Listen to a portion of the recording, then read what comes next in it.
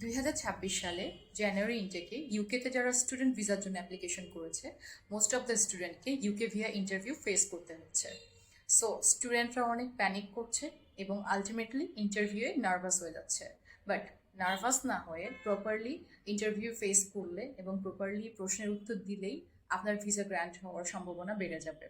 তবে প্রিপারেশন নেওয়ার ক্ষেত্রে বা রিসার্চ করার ক্ষেত্রে যে সমস্ত বিষয়ের দিকে বেশি ফোকাস করতে হবে তা হচ্ছে কেন আপনি ইউকে চুজ করেছেন, আপনি যে ইউনিভার্সিটিতে অ্যাপ্লিকেশন করেছেন সেই ইউনিভার্সিটি আপনার সিলেক্ট করার রিজন কি, আপনি যে কোর্স সিলেক্ট করেছেন সেই কোর্স চুজ করার রিজন কি, আপনার ফিউচার ক্যারিয়ার গোল কি, এবং আপনাকে কে ফাইন্যান্সিয়াল সাপোর্ট করছে, তার সোর্স অফ ইনকাম কি। এই সমস্ত কোশ্চেনে আপনাকে ডিটেল ইনফরমেশন প্রোভাইড করতে হবে এবং প্রপারলি প্রোভাইড করতে হবে, তাহলেই আপনার ভিসা গ্র্যান্ট হতে পারে।